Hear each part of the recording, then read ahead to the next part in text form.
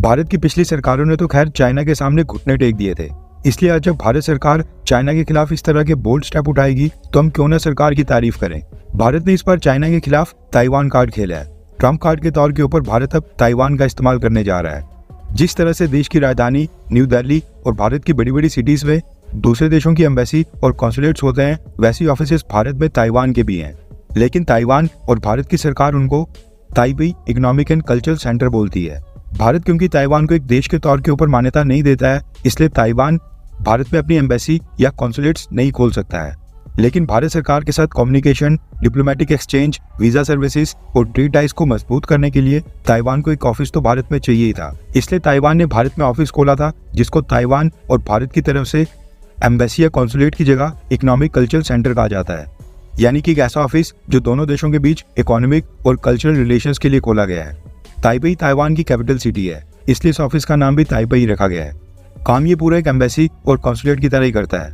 आपको अगर ताइवान का वीजा लेना हो तो आपको बाकी देशों की एम्बेसी या कॉन्सुलेट की तरह ताइबेई इकोनॉमिक कल्चरल सेंटर में अप्लाई करना पड़ता है। सेम इसी तरीके से भारत के जो ताइवान में एम्बेसी है, उसको भारत की सरकार या ताइवान की सरकार की तरफ से एम्बेसी नहीं कहा जाता है, उसको इंडिया ताइबेई एसोसिएशन ऑफिस कहा जाता है।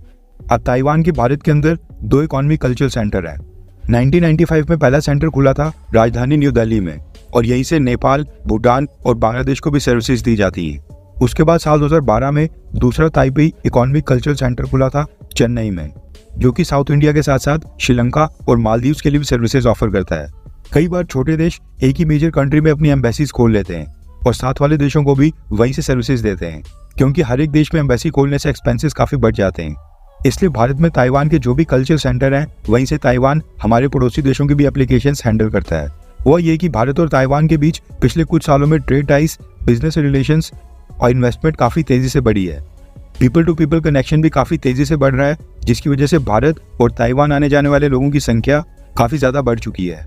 इसके अलावा बिजनेस और टूरिज्म पर्पज से लोग दोनों देशों में ज्यादा ट्रैवल करने लगे हैं। इसलिए भारत में ताइवान के अभी जो 2 सेंटर्स हैं, वहां पर लोड काफी ज्यादा पड़ रहा था, जिसके चलते ताइवान की सरकार पिछले काफी सालों से भारत सरकार से रिक्वेस्ट कर रही थी कि वो भारत में अपना तीसरा सेंटर खोलना चाहते हैं।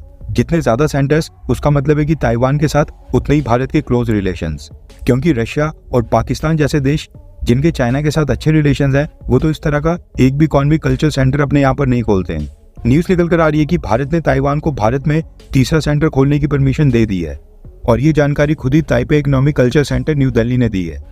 ताइवान का ये तीसरा सेंटर खोला जाएगा महाराष्ट्र के मुंबई में, यानी कि देश की आर्थिक राजधानी में। इस सेंटर का उद्देश्य भारत और ताइवान के बीच बिजनेस टाइज और ट्रेड रिलेशंस को मजबूत करना होगा। पिछले कुछ समय से ताइवान की काफी सारी electronic and semiconductor companies Bharat में निवेश कर रही हैं, भारत के अंदर टाई अप करके मैन्युफैक्चरिंग प्लांट खोल रही हैं, जिनके लिए काफी सारा एक्सपीरियंस स्टाफ और वर्कर्स और इंजीनियर्स को ताइवान से भारत लाया जा रहा है। इसलिए ताइवान ने यह सेंटर महाराष्ट्र में खोला है, जिसके आसपास देश में सबसे ज्यादा बिजनेस एक्टिविटीज होती हैं। इस समय ताइवान के सबसे ज्यादा सेंटर्स अमेरिका में हैं, टोटल 12 सिटीज में।